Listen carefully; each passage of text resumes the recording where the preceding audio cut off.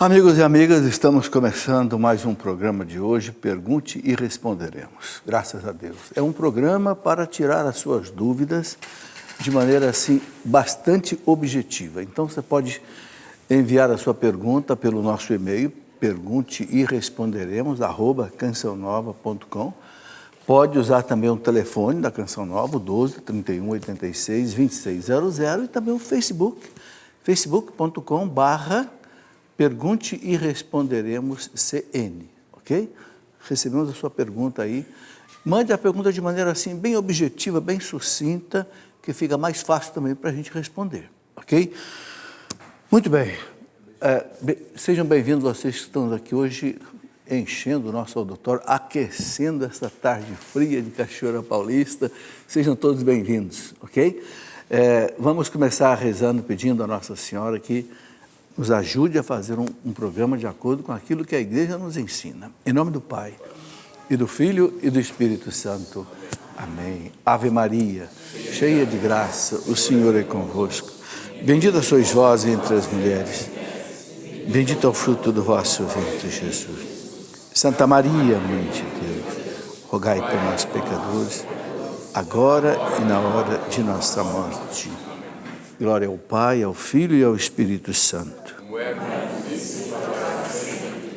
São José, em nome do Pai, do Filho, do Espírito Santo. Amém. Amém. Muito bem, quero começar o programa mostrando esse livro do padre Adriano Zandoná, A Cura da Alma Feminina.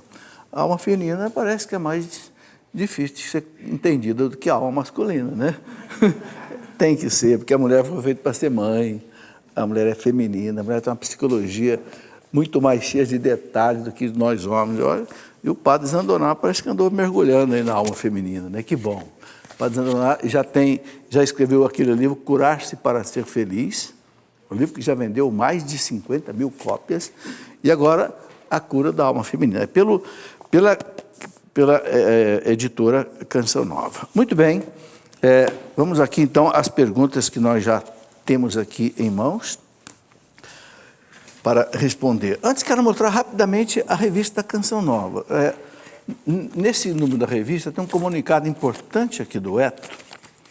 Esse comunicado aqui, dá um close aqui, por favor. Comunicado importante. Que comunicado é esse? Bom, vocês todos sabem que a Canção Nova está numa situação econômica difícil. Sempre teve situação econômica difícil, mas agora está um pouco mais difícil, né?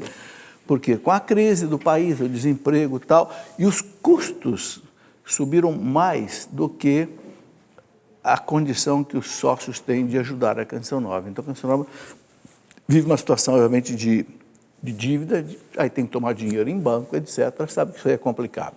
Então, uma das sugestões que os sócios deram é que a Canção Nova parasse de imprimir a revista e mandasse a revista via internet. Então, de agosto, é o que está explicando aqui nesse aviso dele, de agosto até dezembro, a revista vai ser enviada só por meio da internet, ok? Então, você não vai receber a revista impressa no papel. Agora, o boleto você vai receber. O boleto para você poder pagar no correio, no banco, etc., você vai receber pelo correio. Já fica um custo bem menor, porque a revista custa R$10 para a Canção Nova, para imprimir, para colocar no correio, etc. Então, já diminui, né, bastante o custo. Então, agora, o boleto fica bem mais barato para ir pelo correio, porque é bem mais simples, tem inclusive uma remessa mais barata. Então, a gente pede que as pessoas compreendam isso, né, até que passe esse momento mais difícil e possa, quem sabe, a revista voltar a ser impressa. Muito bem, temos aqui as perguntas. Tem aqui uma pergunta da plateia. As profecias do Antigo Testamento, os profetas do Antigo Testamento são santos? A pergunta do Adilson e da família, que são de Piracicaba, São Paulo. Olha, a igreja considera que são santos. Inclusive tem a festa litúrgica de Elias, Santo Arão. Davi, a igreja considera um profeta santo. Por que a igreja não dá muito destaque assim nos santos do Antigo Testamento? Porque a gente sabe que a moral no Antigo Testamento era uma moral ainda que Deus não tinha, vamos dizer, purificado como a partir de Jesus Cristo. Então, por exemplo, Davi teve várias esposas, a poligamia, que naquele tempo deles era algo legítimo, legal. Deus aceitava por quê? Porque por causa daquilo que Jesus disse para os fariseus, por causa da dureza do coração de vocês. Mas Jesus depois alterou. Mas no tempo deles era normal. Salomão tinha muitas esposas. Então não é uma moral adequada para hoje. E como o santo ele é um modelo a ser copiado, então a igreja não destaca tanto. Não que não seja um santo, porque o santo ele é classificado de acordo com a sua época. É diferente um processo canônico, por exemplo, lá da Idade Média, do ano 1200, um processo canônico de hoje. A santidade tem a ver com a moral vigente na época, ok? Então isso aí leva em consideração. Mas há santos sim do Antigo Testamento que a igreja considera tranquilamente. Elaine Acácia pergunta via Facebook: uso o método Billings, mas infelizmente o meu ciclo menstrual está muito irregular. Estou bastante insegura e realmente corro risco porque já tive 3 partos cesarianas. Bom, ela pede uma orientação. Bom, Elaine, eu vou sugerir que você entre no site do Semplafam, Centro de Planejamento Familiar, semplafam.com. Porque o Semplafam, ele orienta, inclusive com um monitoramento, a pessoa que usa o método Billings. E eu já gravei, inclusive, programas com a gerente do Semplafam em São Paulo, e ela me disse o seguinte, que o método Billings não tem problema de ciclo menstrual ser diferente. Ele funciona em qualquer tipo de ciclo menstrual. Basta que a mulher saiba se observar. Ok? Então, sugiro que você entre no site do Semplafam, ali tem telefone, tem e-mail, você pode escrever para lá, pode pedir uma orientação assim, específica para o seu caso, ok? Eu penso que essa seja a melhor orientação que a gente possa dar aqui para você, certo? Gildete Castro, tudo que está na Bíblia é verdade? Aconteceu mesmo? Bem, veja bem, tudo que está na Bíblia é verdade, agora tem que ser interpretado corretamente. Por isso que existe o magistério da igreja. Nós temos a Bíblia e temos a tradição da igreja. O magistério interpreta, ok? Então, o magistério sabe quando é uma parábola, quando é uma alegoria, quando é algo que tem que ser interpretado literalmente. Então, claro, a parábola do filho pródigo é uma parábola, né? Já, por exemplo, quando Jesus diz, isto é o meu corpo que é dado por vós, aí tem que ser interpretado literalmente. Quem nos orienta é o magistério da igreja. Por isso que Jesus deixou o magistério da igreja. Exatamente para que a Bíblia fosse interpretada corretamente. Existe um documento do Concílio Vaticano II chamado Dei Verbum, que quer dizer como é que a revelação divina é interpretada. A revelação é a Bíblia e a tradição. Então, a Dei Verbum diz que o ofício de interpretar a palavra de Deus, tanto escrita quanto transmitida é a tradição, cabe exclusivamente ao magistério da igreja. Ou seja, o magistério da igreja recebeu de Cristo o dom da infalibilidade para interpretar a Bíblia corretamente, porque a Bíblia não é fácil de ser interpretada. Você pega, por exemplo, lá, segunda carta de São Pedro, capítulo 3, versículo 16. São Pedro diz assim, nas cartas de São Paulo, Pedro falando das cartas de Paulo. Nas cartas de Paulo tem coisas difíceis de entender que os espíritos ignorantes interpretam errado para a sua própria perdição, como o fazem com as demais escrituras. Olha o que São Pedro está dizendo, que nas cartas de Paulo tinha coisa difícil de entender. Agora você imagina, Pedro conversava com Paulo, Pedro falava o hebraico, o aramaico como Paulo, e Pedro achava difícil entender certas coisas. Agora você imagina nós. Por isso tem que ter um magistério para interpretar as coisas para a gente. Claro que a gente tem que ler a Bíblia tranquilamente, mas quando há dúvida numa interpretação, o que a igreja diz? Okay? Isso é que é importante. A igreja é a referência. Né? Por isso é importante a gente ter um pouco de conhecimento sobre a Bíblia. Né? Eu escrevi um livro, deixa eu ver se ele está aqui, está aqui. Quando eu comecei a Escola da Fé, eu escrevi esses 3 livros. O Sagrado Magistério, o que é o Sagrado Magistério, o que é a Sagrada Escritura e a Sagrada Tradição. Eu escrevi esses 3 livros logo, já faz uns 20 anos, porque foi quando comecei com o programa Escola da Fé, porque são as 3 colunas onde a igreja se apoia.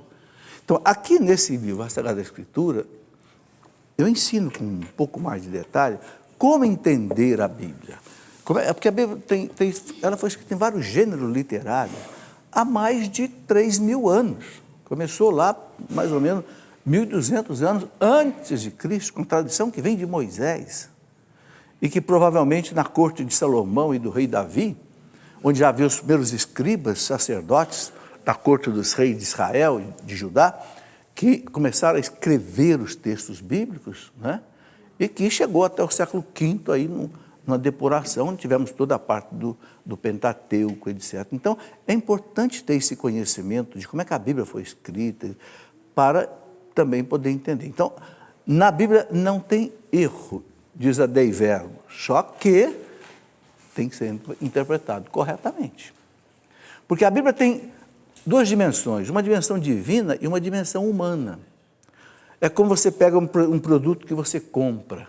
Você tem um produto, mas você tem o frasco e você tem a embalagem. O que interessa é o produto que está ali dentro, certo? Você compra um remédio, um xarope, por exemplo, é um líquido. Agora, aquele líquido vem dentro de um vidro, e o vidro vem dentro de uma caixa. A Bíblia também. A Bíblia tem uma verdade religiosa ali dentro, mas ela é colocada numa linguagem humana, que é, às vezes, uma parábola, às vezes é um midrash, às vezes é um apocalipse, às vezes é uma alegoria. É essa embalagem humana. Então, a igreja, o que ela sabe fazer? Ela sabe abrir essa embalagem e ficar com o produto. A pessoa pode, de repente, ficar na embalagem e não ver o produto. Entendeu? Então, a Bíblia tem 2 dimensões, humana e divina. Então, esse entendimento é muito importante. Ok, é a pergunta da Gildete. Igor Luiz Cama. Durante a Inquisição, quem determinava as punições era a igreja ou os reis? Bom, a Inquisição é algo tremendamente difícil de ser estudado. Para você ter ideia, eu escrevi um livro de quase 300 páginas para entender a Inquisição. Esse livro eu escrevi baseado em quê? Eu gosto de explicar isso daqui. O Papa João Paulo II, no ano 2000, ele quis pedir perdão ao mundo pelos pecados dos filhos da igreja. Não pelos pecados da igreja. A igreja é santa, a igreja não tem pecado. Quem tem pecado são os filhos da igreja. Então o Papa João Paulo II fez o seguinte, ele convidou 30 maiores historiadores da época, né, especialistas em Inquisição, independente de nação, religião, ideologia, crença, para um simpósio no Vaticano sobre Inquisição. E ele abriu o arquivo do Vaticano sobre a Inquisição e entregou na mão dos historiadores. Eu quero a verdade. Aqui eu coloco, inclusive, nesse livro, o nome desses pesquisadores. Não sei se dá para dar um close aqui. Bom, e o Vaticano, então, publicou um calhamaço assim, de 780 páginas, com as 30 conferências desses especialistas nesse simpósio, que foi em 1997, 3 anos antes do ano 2000, sobre a Inquisição. Bem, eu trouxe isso de Roma, um calhamaço assim. Esse simpósio foi presidido pelo reitor da maior universidade italiana, La Sapienza, que não era da igreja, uma universidade comum. O doutor Borromeu. E o doutor Borromeu disse o seguinte, eu até escrevi aqui na introdução desse livro. O doutor Borromeu diz assim, Agostino Borromeu. Hoje em dia, os historiadores já não utilizam o tema da Inquisição como instrumento para defender ou para atacar a igreja. Olha aí, porque a coisa ficou bem mais clara. Diferentemente do que antes sucedia, o debate se encaminhou para o ambiente histórico com estatísticas sérias. Essas estatísticas que são mostradas nas universidades hoje, querendo atacar a igreja, são fantasiosas. Quando a gente vê aqui o que os pesquisadores sérios disseram, é completamente diferente do que se diz aí que sei quantos milhares de bruxas foram mortos na fogueira. Na pior Inquisição que foi na Espanha, não teve mais de 50 mortos. Quer dizer, é umas mentiras tão deslavadas que o presidente do simpósio, o professor doutor Agostinho Borromeu, que não é padre nem nada, é um leigo, não tem mais base usar a Inquisição para atacar a igreja. É interessante. Então, eu fiz uma síntese desses 30 pesquisadores e coloquei aqui nesse livro. Agora, a pergunta é a seguinte, da pessoa aqui. Quem determinava as punições? Era a igreja ou os reis? Eram os reis. O que acontecia na época da Inquisição? Vou explicar rapidamente, porque esse assunto é muito longo. Valia o direito romano, na época. O direito romano prescrevia o seguinte. A gente sabe que o Estado e a igreja eram ligados naquele tempo. Então, um crime religioso, ou seja, uma heresia, era considerado também crime civil, porque havia a união da igreja com o Estado. Então, o direito da época condenava à morte as pessoas por erros civis e também por erros religiosos. Quando aconteceu a Inquisição, a igreja julgava os hereges. E é muito interessante que os inquisidores, muitos deles eram santos. São Domingos de Gusmão, São Raimundo Peñafort, São Pio V. Foi o que me despertou a estudar a Inquisição. Como é que a Inquisição é esse monstro de 7 cabeças que falam se muitos inquisidores eram santos? Aí eu fui estudar a coisa a fundo. Né? Agora, o que acontecia? Quando um herege contumaz, ou seja, impenitente, que não voltava atrás, era considerado herege pela igreja, o braço secular, ou seja, o Estado, o condenava à morte. Com todas as chances que era dada a ele se converter, tal, a igreja fazia o quê? O julgamento, a inquisição. Inquirir quer dizer questionar. Agora, o herege sabia que se ele não voltasse atrás, a igreja ia o considerar herege. Né? E o braço secular o condenava à morte. Isso era verdade, sim. Ok? Bom, houve erro, só que essa situação toda tem que ser estudada com muito cuidado. Porque não se pode julgar um fato de 800 anos atrás com a mentalidade de hoje. Senão nós vamos fazer um erro histórico crasso. Ok? É um assunto muito interessante, né? Que eu escrevi esse livro exatamente visando os universitários. Os universitários escutam todas essas coisas e não sabem se defender, os universitários cristãos. Então é preciso que saibam, houve erro por parte da igreja, na época houve.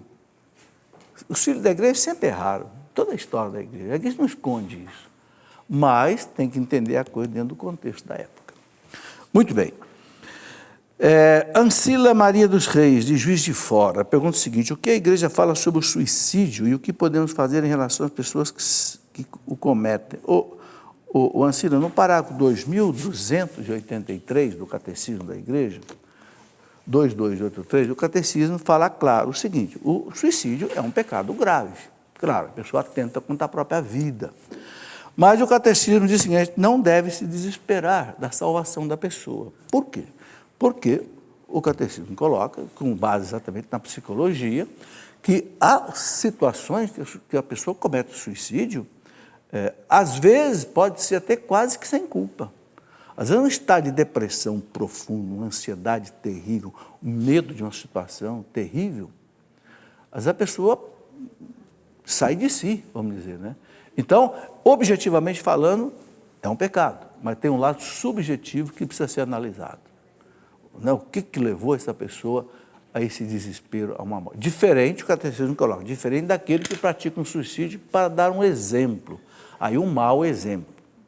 Né? A gente sabe que houve filósofos ateus que diziam, a vida não tem sentido, é melhor se matar, não sei o quê. Então aí, alguns até se mataram, meio assim como que... Aí é diferente, aí é um pecado dobrado. Não só porque é um atentado contra a vida, quanto porque está dando um mau exemplo. Então, a igreja termina no parágrafo 2283, que a gente deve rezar pela alma daqueles que se suicidaram, ok? E pedir a Deus a misericórdia deles. Eu gosto muito de contar aquela história do Curadars. O Curadars é de 1800. Ele estava celebrando uma missa, São João Maria Vianney. De manhãzinha, uma mulher de luto. Antigamente as mulheres, quando o marido morria, colocavam luto por 30 dias, né? Às vezes até mais. E a mulher chorando no fundo da igreja. Quando acabou a missa, ele foi lá e disse para ela, ele tinha o dom da ciência, né? Pode parar de chorar, seu marido não está no inferno, ele está no purgatório.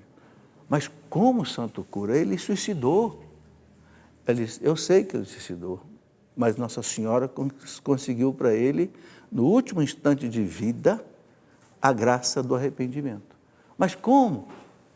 Aí ele falou para você, lembra que você no mês de maio fazia um altarzinho lá na sua casa e vocês rezavam de vez em quando, ele rezava de vez em quando com você?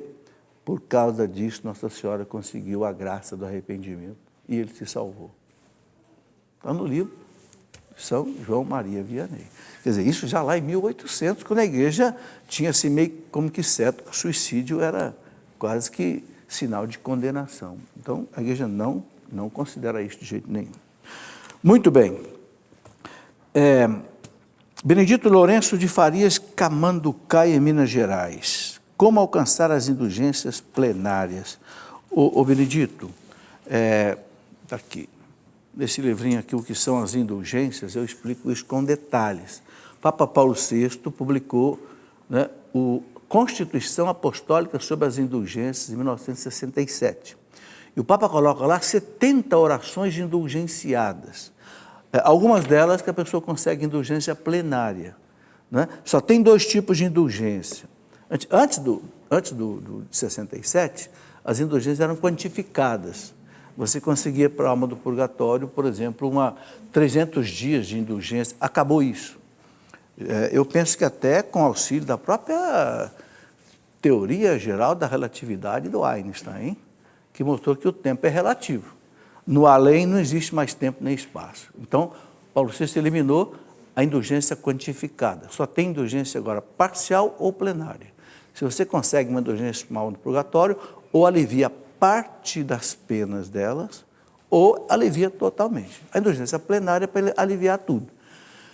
A gente pode, uma vez por dia, de acordo com o manual das indulgências do Papa Paulo VI, a gente pode, uma vez por dia, conseguir uma indulgência para uma alma do purgatório, ou para a nossa alma. Não pode ser para a alma de uma pessoa viva. O que é preciso? 5 coisas. Primeiro, uma confissão bem feita, rejeitando todos os pecados. Segundo, comunhão, participar da Eucaristia, comunhão. Terceiro, rezar pelo Papa, pelo menos, um Pai Nosso, uma Ave Maria e um Glória. Quarto, 5 coisas não, 4 coisas. 4, você escolhe entre 4 alternativas. Então, a quarta condição, você escolhe entre uma dessas 4 alternativas. Ou faz meia hora de leitura bíblica, né? Alexio Divina, a leitura bíblica meditada, orante. Ou você reza o terço em família, diante de um oratório ou numa comunidade.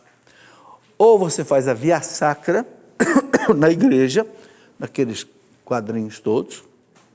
Ou você faz meia hora de adoração ao Santíssimo diante do sacrário, ou diante do Santíssimo Esposo. Então, um desses 4 exercícios espirituais supre a quarta condição. Então, repetindo rapidamente, confissão, comunhão, não precisa ser uma confissão para cada vez, pode ser uma confissão para o mês inteiro, por exemplo. Comunhão, sim, uma para cada dia. Orar pelo Papa também, todo dia, e a quarta condição também todo dia, que pode ser o terço, ou leitura bíblica, ou adoração ao Santíssimo, ou via sacra, ok? Neste livro eu explico, inclusive, uma coisa muito interessante, a fundamentação doutrinária das indulgências. De onde é que vem as indulgências? Vem do 1º século. É uma coisa maravilhosa.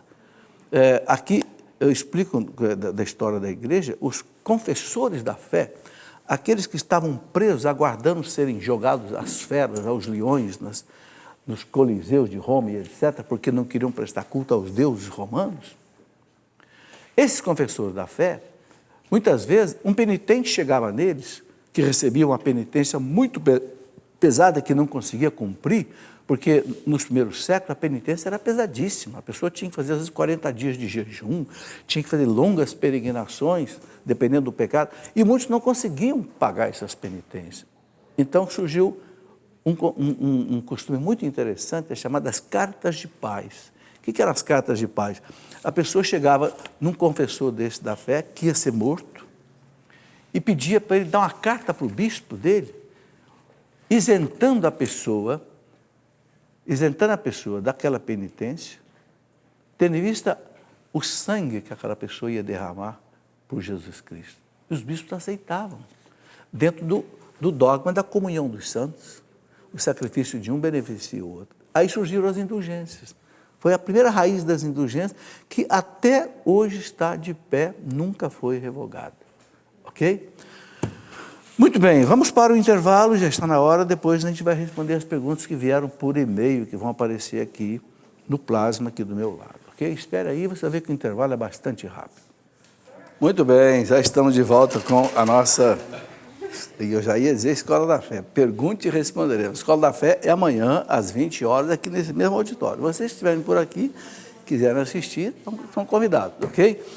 Bem, antes de voltar aqui às perguntas, eu quero dizer o nome da cidade de vocês. Aí eu vou dizer na cidade, vocês levantam a mão, que um dos câmeras aí vai mostrá-los. Brasília, Distrito Federal. Vou começar pela capital do país, né? Guapimirim, Rio de Janeiro, está aí. Arapiraca, no Alagoas, Araçatuba, São Paulo, Bragança Paulista, São Paulo, Santo André, São Paulo, Rio de Janeiro, RJ, Campo Grande, Mato Grosso, Mato Grosso do Sul, né? Sobral, Ceará, Anápolis, Goiás, Canarana, tá certo? Tá certo? Canarana, Mato Grosso, Piracicaba, São Paulo, Curitiba, Paraná, Penha, Rio de Janeiro, Cachoeira Paulista, São Paulo, São Paulo, capital, e Vila Velha, no Espírito Santo, tá? E Goiânia, Goiás. Sejam bem-vindos, ok? Sempre a Canção Nova. Muito bem, aqui uma outra informação importante. De 25 a 27 de agosto, a Canção Nova vai realizar aqui um evento novo, um evento diferente, chamado Cenáculo, né? Com o tema Sereis Batizados no Espírito Santo. O encontro será ministrado pelo padre Alberto Luiz Gambarini, padre Adriano Zandonal, autor deste livro, né? Robson Luiz, e show com o grupo Adoração e Vida.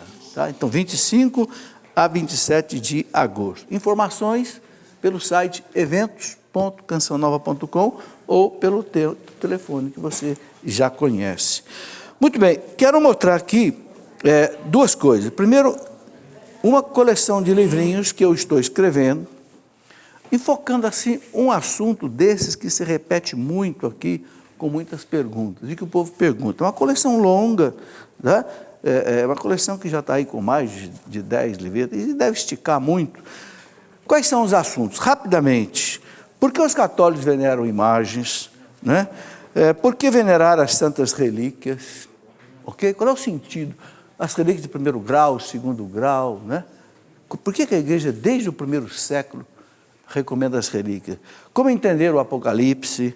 Como entender as páginas difíceis do Antigo Testamento? Enfim, é uma coleção assim, deve chegar aí nos 50 livretos desses, pegando um assunto, eu já falei sobre a Inquisição, Joana d'Arc, Galileu Galilei, enfim, a pessoa quer saber um item, então no livrinho desse ele tem a resposta, ok? Esse é um livro. Um outro livro que eu quero mostrar aqui, o sentido cristão do trabalho. Isso é uma coisa muito importante. Muitos cristãos não têm o sentido correto do trabalho. Né? O trabalho ele é tão sagrado quanto você está rezando. A gente não pode dividir a nossa vida em duas partes, uma sagrada e outra profana. Não. Jesus trabalhou até os 30 anos, como carpinteiro. A pessoa perguntava, esse aí não é o carpinteiro, o filho de Maria? É. O trabalho é sagrado. Né? Então, esse livro mostra o sentido. Basta dizer, por exemplo, que o grande São José Maria Escrivá de Balag, que fundou o Opus Dei, né? Ele colocou toda a prelazia focada no trabalho. Né? O leigo que se santifica no trabalho, o trabalho que santifica a pessoa. Então, é muito importante, né? Porque tem cristão que trabalha mal, mata o tempo, é displicente, é negligente, é um mau cristão. O cristão que trabalha mal é um mau cristão.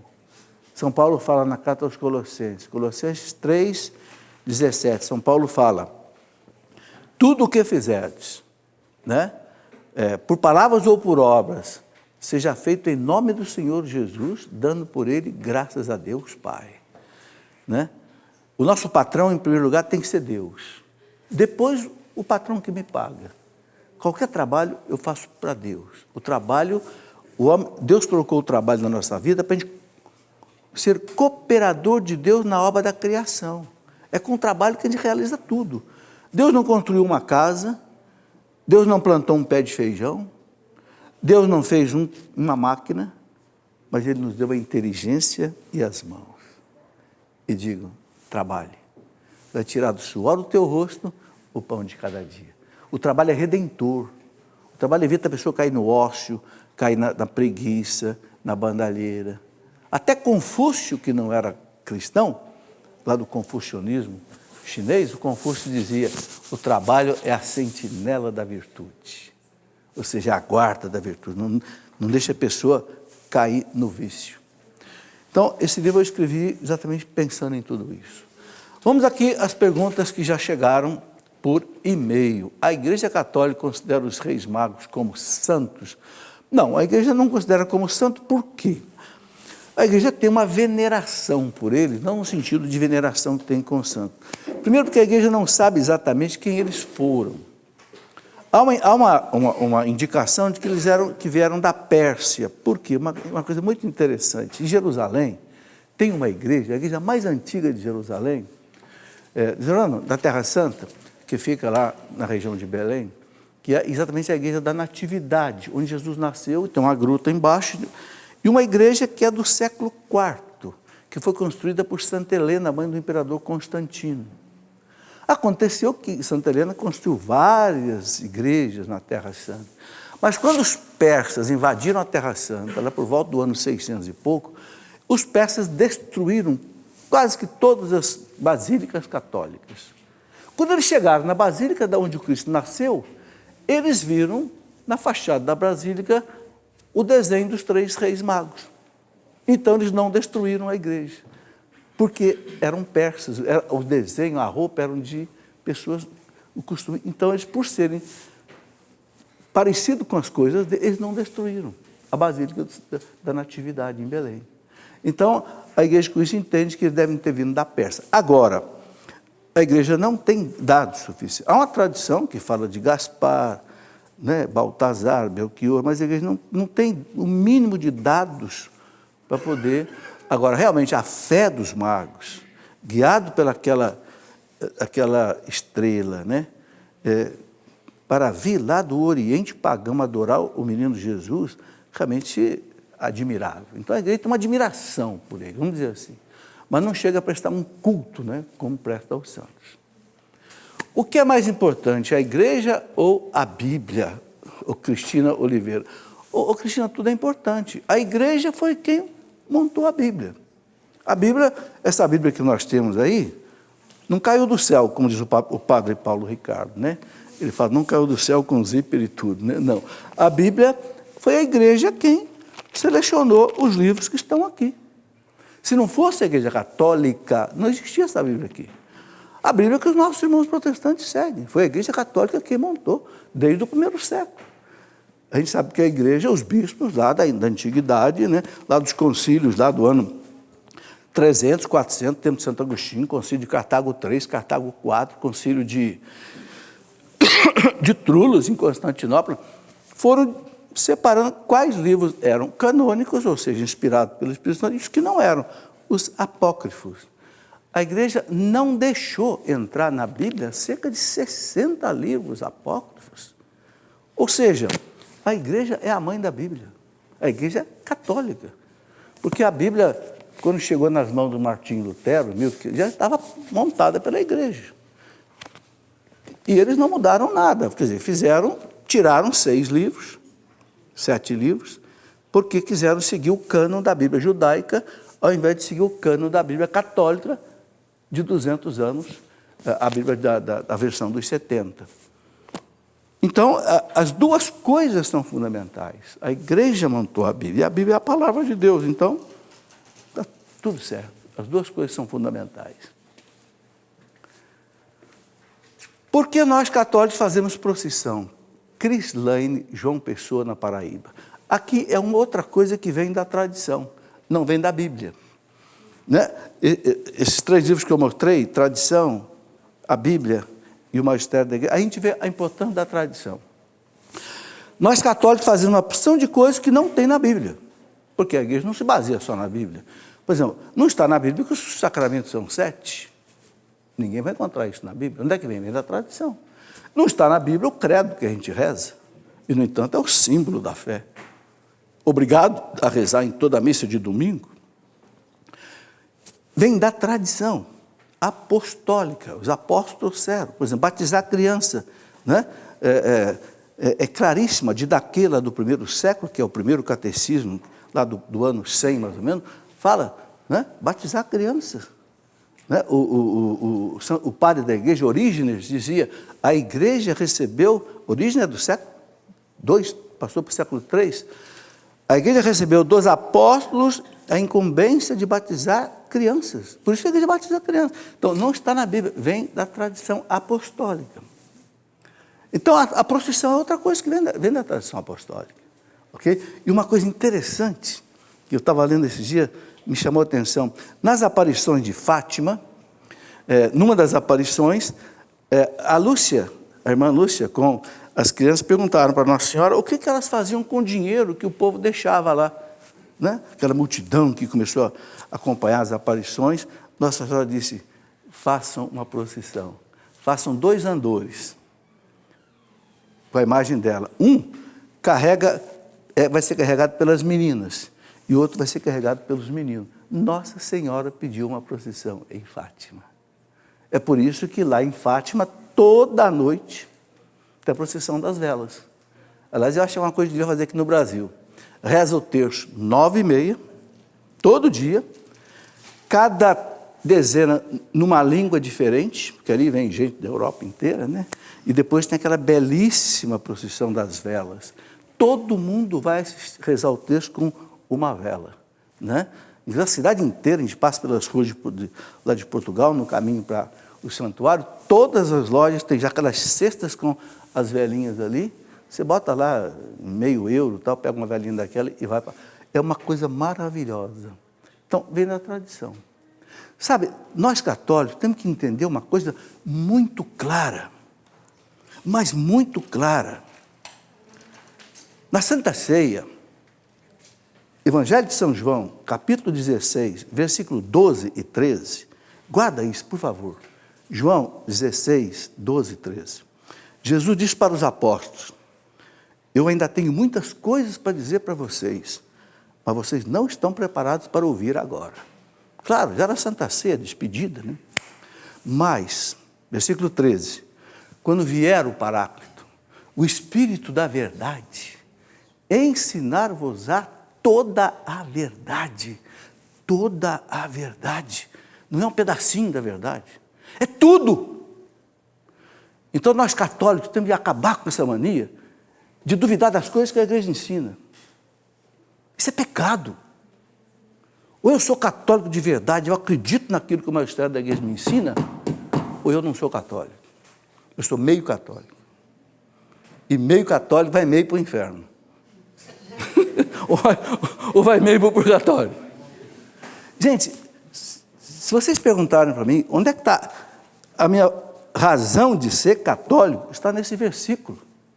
Claro, com tudo mais, Eucaristia, mas a âncora lançada no infinito, que dá segurança, quando vier o Paráclito, o Espírito da verdade, ensinar-vos-á toda a verdade.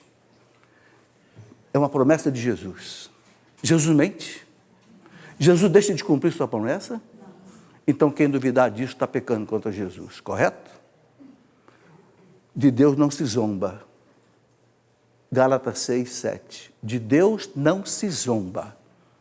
É palavra de Jesus. O Espírito Santo ensinar-vos-á no futuro. O que é esse futuro? Tudo que os papas ensinaram, os santos ensinaram, os doutores ensinaram, os mártires ensinaram, o Espírito Santo ensinar-vos-á toda a verdade. Meus irmãos, a igreja tem 2000 anos. O nosso credo nunca mudou e não vai mudar. Por quê? Porque é verdade. Nunca um papa cancelou o ensinamento de um papa anterior. Nunca um concílio ecumênico, foram 21 ao longo da história da igreja, nunca um concílio ecumênico cancelou o ensinamento doutrinário anterior. Por quê? Porque o Espírito Santo não se contradiz. Ele não ensina uma coisa no primeiro século, outra diferente no século X, outra não. Ele ensina sempre a mesma coisa. Esta é a nossa fé. Que nela eu quero viver, como diz Santa Teresa d'Ávila, e nela eu quero morrer. É o que Santa Teresa d'Ávila dizia na época do protestantismo. Santa Teresa foi contemporânea do Lutero. Quando pegava fogo na Europa, Santa Teresa disse, eu sou católica. Eu não abro mão da minha fé. Nessa fé eu quero viver e nessa fé eu quero morrer. É o que nós católicos temos que dizer também. Senão a gente não é católico de verdade. Márcia Maria de Uberaba, é obrigatório ter o crucifixo na procissão de entrada da Santa Missa? Ô Márcia, não é que seja obrigatório, é prescrito principalmente nas missas, principalmente de domingo, quando tem procissão de entrada e tal. Nas missas de semana não tem procissão de entrada normalmente, né? Mas o padre já sai da sacristia, já entra, é normal, não está errado, é isso mesmo. Então, nas missas, digamos, de domingo, que o povo tem mais tempo, a igreja tem, então aí é prescrito essa entrada do crucifixo, sim. Como a colocação do crucifixo também no altar, certo? Tem um livro que quem quiser aprofundar essas coisas, né? Eu escrevi um livro para entender e celebrar a liturgia. A liturgia é algo fundamental que muita gente não sabe e por isso comete erro. Aqui eu coloco, por exemplo, um resumo daquilo que vem no Missal Romano. No começo do Missal Romano, aquele livro vermelho grosso que o padre usa para celebrar a missa, no começo tem as chamadas instruções gerais do Missal Romano. São cerca de 430 parágrafos explicando como a missa deve ser celebrada. Ponto por ponto. Ok? Então eu fiz um extrato daquilo, coloquei nisso, e outras coisas mais. Então é importante a gente conhecer isso, porque a igreja diz que a liturgia é a ação onde o Cristo nos salva. O documento do Concílio Vaticano II sobre a liturgia, a Sacrosanctum Concilium, né? Uma constituição dogmática do Concílio Vaticano II, fala que a liturgia é o ponto onde o Cristo nos salva, por excelência, porque ali acontece o Calvário presente, né? Então torna-se presente a nossa redenção. Okay? Mas é importante, então, entender os sinais da liturgia, os sinais sagrados, as alfaias, né? As coisas todas. Antes de existir a fecundação, nossa alma já existia, João Paulo Joaçaba, não João Paulo, não existia. A pré-existência da alma é algo assim que os espíritos acreditam. Os espíritos acreditam que uma alma que já existia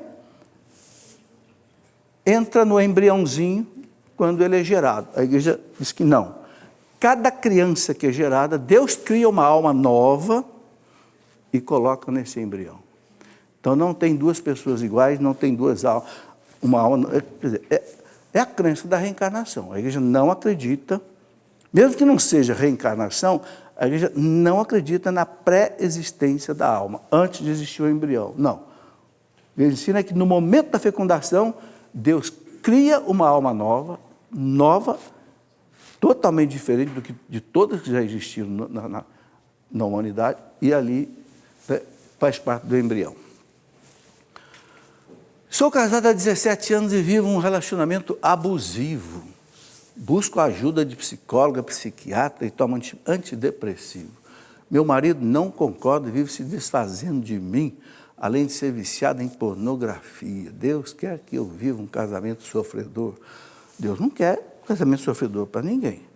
Agora, essas coisas todas acontecem por causa do pecado original e dos nossos pecados.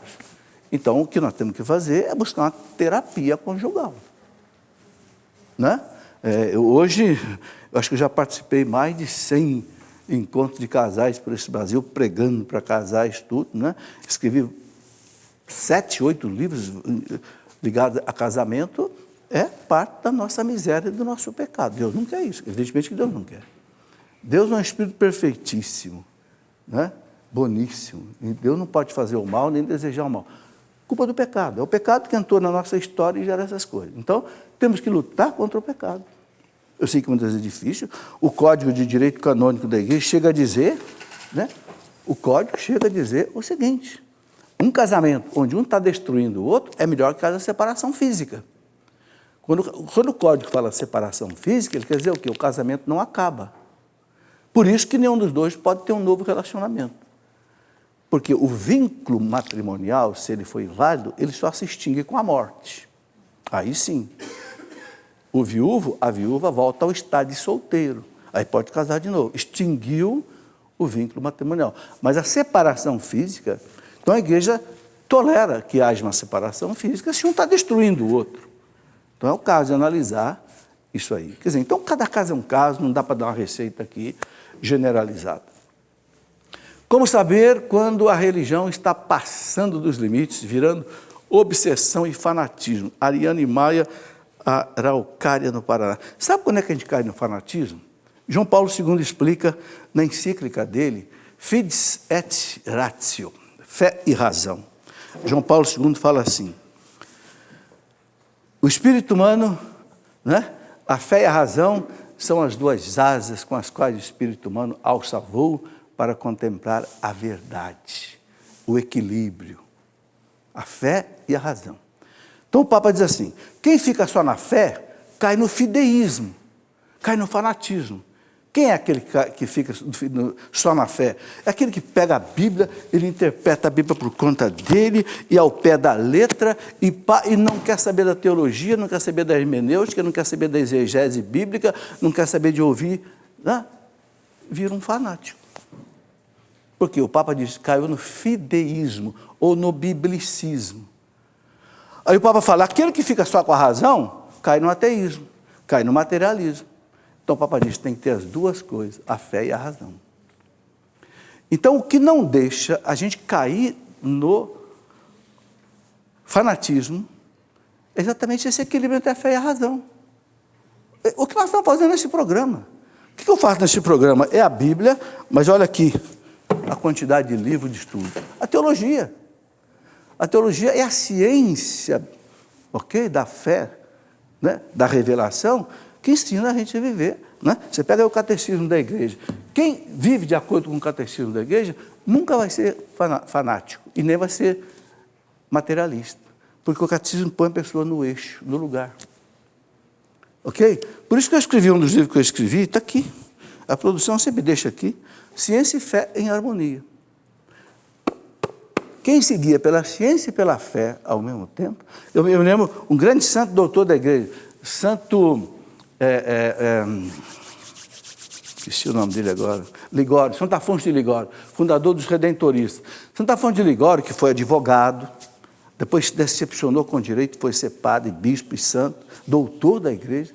Santo Afonso de Ligório dizia assim, estude muito, agora reze mais ainda. Entendeu? A fé e a razão. Estude muito, mas reze mais ainda. Né? Tem teólogo que só estuda, fica um teólogo racionalista. Não acredita em milagre, não acredita em Satanás. Tem uns teólogos modernos assim, né? Mais modernos do que teólogo, porque caiu no racionalismo. Não reza. Você tem que ter as duas coisas, ok? A fé e a razão para manter a gente no equilíbrio. Ariane Maia. Não, já passou, né? Existe uma bioética católica? Existe. Opa! Esses dias eu dei uma palestra de bioética católica lá na Universidade de Pouso Alegre, né? Engraçado, é uma universidade leiga, não é católica. Aí me convidaram para ir lá dar uma palestra sobre bioética. Aí eu falei para a coordenadora lá da pós-graduação de bioética, eu vou, desde que você coloque o título bioética católica. Que eu vou lá falar de bioética católica. Eu não vou lá falar de qualquer de bioética. Porque hoje, infelizmente, a bioética tomou rumos diferentes. Então, bioética católica. O que é bioética católica? Bio quer dizer vida. Ética, comportamento correto. Né? Então, comportamento correto de tudo que envolve a vida. Então, é não ao aborto, não à eutanásia, não ao suicídio, não à manipulação de embriões, não a bebê de proveta. Enfim, vou colocar o que está no catecismo da igreja do que é bioética. Aí fui, tudo bem, foi muito bom. Inclusive, havia muitos seminaristas que foram assistir. Existe a bioética católica, sim. Inclusive, o Frei Antônio Moser, que é franciscano, que morreu de Pretópolis, morreu, inclusive, assassinado, acho que uns 2 anos atrás, escreveu um livro muito bom de bioética. Eu cheguei a entrevistá-lo aqui uma vez na Escola da Fé. Né? Um livro de bioética muito bom. Frei Antônio Moser, que já faleceu. É da editora Vozes esse livro. Por que a Igreja Católica é contra a realização da vasectomia e laqueadura? Uso o dia e gostaria de saber mais sobre o assunto. Veja, por que a Igreja é contra a vasectomia e laqueadura? Porque é uma mutilação do ser humano.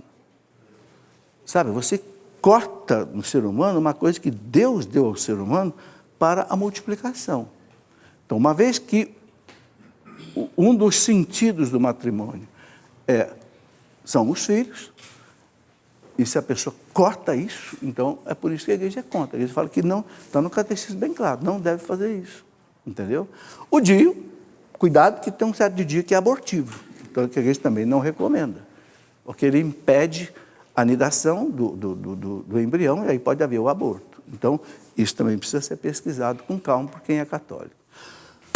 Muito bem, quero terminar, que já está na hora de terminar o programa, quero só falar o seguinte, que eu estou com um curso de teologia à distância no meu site cleofas.com.br. Eu tenho um site de teologia à distância. Eu sei que muita gente quer estudar teologia, não tem condição de frequentar uma faculdade, então, na verdade, o curso já começou faz 1 ano, tem aí uns 700 e tantos alunos acompanhando, é aula todo dia, não é muita coisa não, é meia hora por dia. É um vídeo que eu gravo, explicando a matéria do dia, uma parte para ler e às vezes, um podcast para ouvir. Tá? Na sexta-feira eu respondo as perguntas. Então, é por assunto. Então, eu já comecei lá na teologia dogmática, estou agora na história da igreja antiga. Né? História da igreja. Aqui deve ter algum desses livros aí mostrando ali. Esses 2 livros fazem parte, inclusive, do curso. História da igreja antiga e da Idade Média. Eu estou aqui, até o século V. Depois vamos do século V até o século V. Vou explicando tudo isso. Então, quem gosta, é só entrar no site lá, cleofas.com.br, tem uma caixinha escrito assim, Escola da Fé Online. Esse é o título, Escola da Fé Online. Aí clica ali, pode se inscrever, pode acompanhar. Eu recebi uma pergunta aqui e vou responder no minuto, porque o programa já terminou, só para não deixar de responder, é da plateia. Qual a base bíblica para o purgatório? É do Sérgio de Goiânia. Sérgio, tem muita base bíblica, só que eu não tenho tempo agora de te explicar, mas eu quero dizer a você que eu tenho um livro sobre o purgatório, o que a igreja ensina. E aí eu coloco pelo menos 6 passagens bíblicas que dão embasamento ao purgatório, ok? Então fica aí a resposta, não dá para detalhar o assunto, mas fica aí primeiro essa indicação. Bem, muito obrigado a vocês que vieram participar, sejam bem-vindos aqui entre nós, a Canção Nova. Amanhã teremos a Escola da Fé às 20 horas, se Deus quiser, aqui nesse mesmo auditório. Tá bem? Fiquem com Deus, vão com Deus, que Deus os acompanhe. Amém.